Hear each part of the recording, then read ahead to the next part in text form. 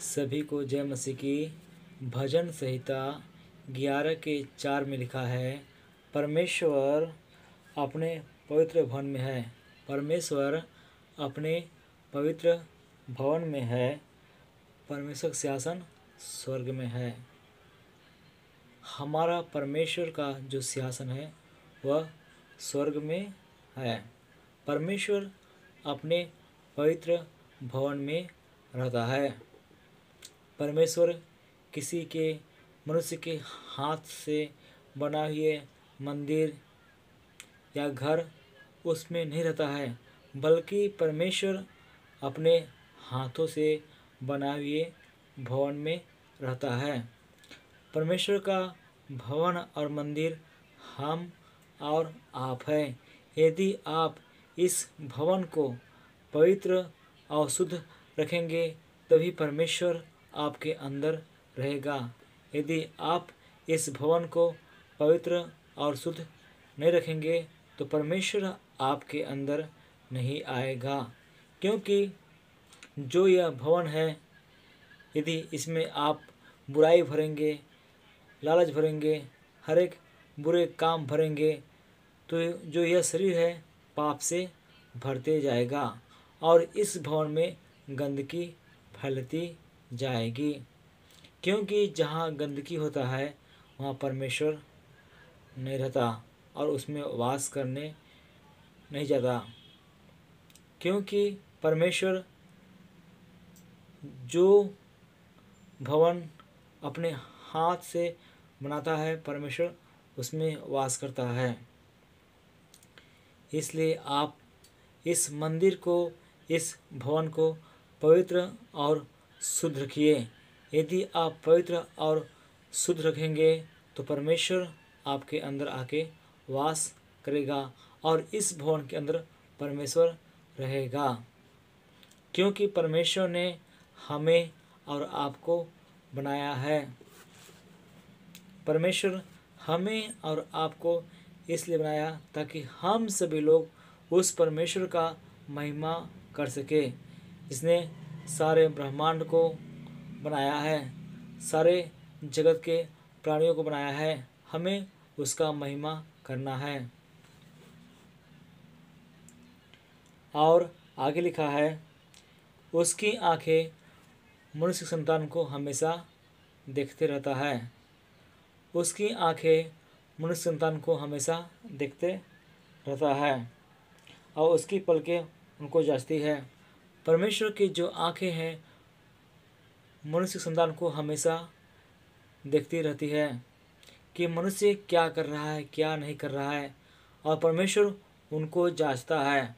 परमेश्वर जो पलकें हैं मनुष्य को जांचता है कि मनुष्य मेरे वचन के अनुसार चल रहा है या नहीं चल रहा है। क्योंकि परमेश्वर एक दिन सबका न्याय करेगा और उसके न्याय के सामने सभी लोग खड़े होंगे, चाहे धर्मी हो चाहे पापी हो। धर्मी और पापी दोनों सिंहासन के सामने खड़े होंगे और परमेश्वर उस समय सभी लोगों का न्याय करेगा और सभी लोग अपना अपना लेखा देंगे।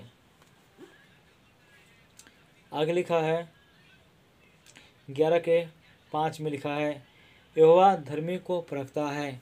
यहोवा धर्मी को परखता है, परंतु वह उनसे जो दुष्ट है और उपद्रव से प्रीति रखते हैं अपनी आत्मा में घृणा करता है।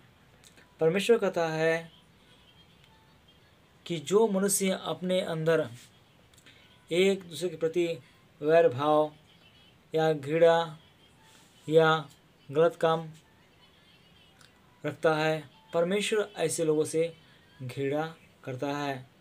क्योंकि मनुष्य इस शरीर पर घमंड करता है और बोलता है मैं सबसे बड़ा ताकतवर हूँ, लेकिन वह सबसे छोटा है और वह मिट्टी में मिल जाएगा।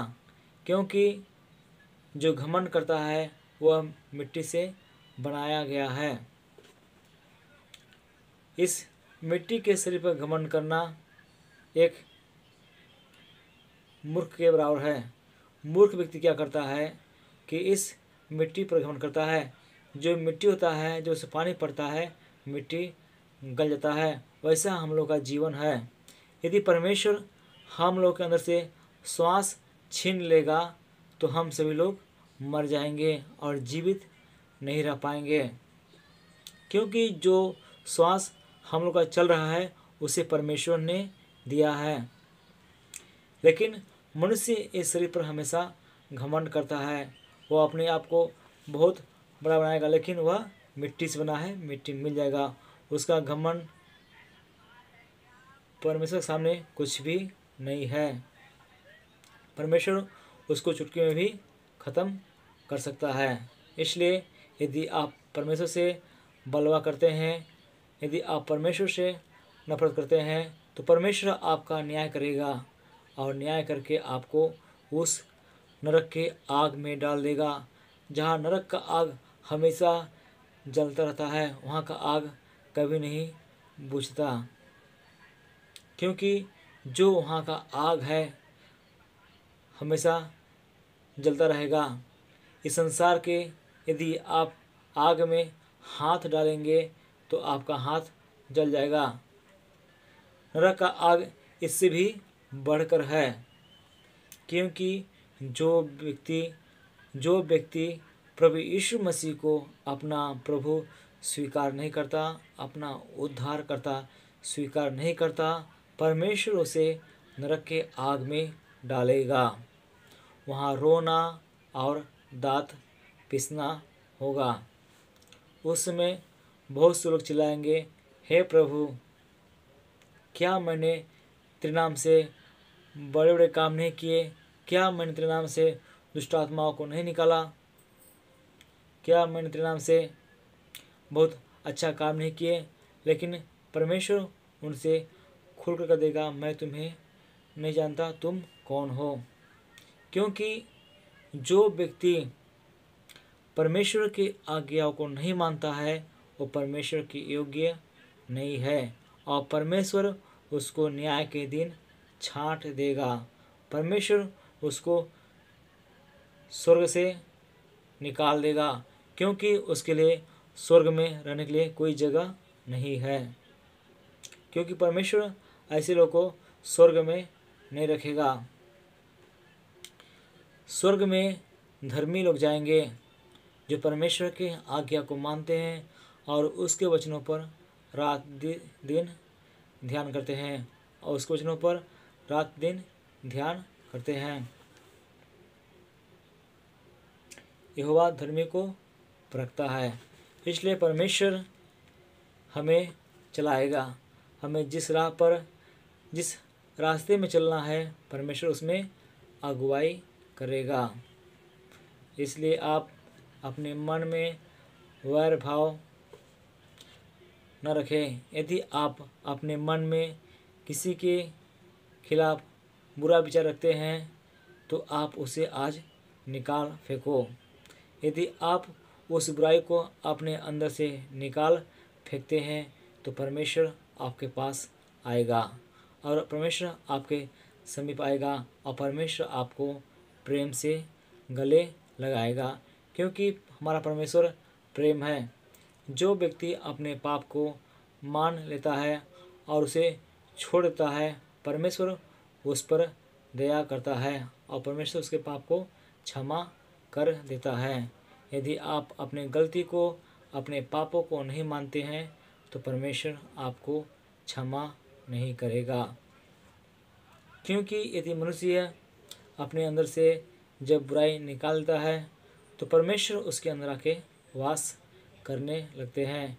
यदि आज आप अपने मन को शुद्ध और पवित्र रखेंगे तो परमेश्वर आपके अंदर आएगा और आपके अंदर वास करेगा, क्योंकि परमेश्वर का जो भवन है हम और आप हैं। परमेश्वर ने हमें और आपको बनाया है।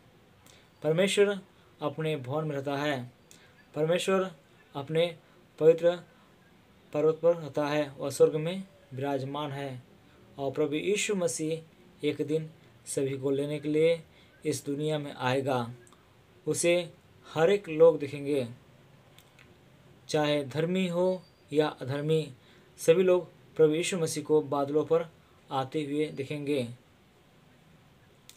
और जिन लोगों ने प्रभु यीशु मसीह पर विश्वास नहीं किया, वे उस दिन कितना भी चिल्लाएंगे, प्रभु मुझे क्षमा कर दो, लेकिन उस समय क्षमा नहीं मिलेगा, क्योंकि उन लोगों ने प्रभु यीशु मसीह का नाम सुना और प्रभु यीशु मसीह के बारे में बताया गया, वो भी सुना, लेकिन उन लोगों ने यीशु मसीह पर विश्वास नहीं किया, इसलिए परमेश्वर उनको क्षमा नहीं करेगा।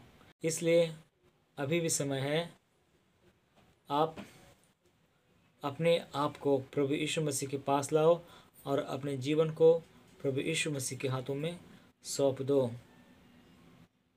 यदि आप अपने आप को प्रभु यीशु मसीह के हाथों में सौंप देंगे तो परमेश्वर आपको पवित्र और शुद्ध करेगा और आपको एक अच्छा व्यक्ति बना देगा।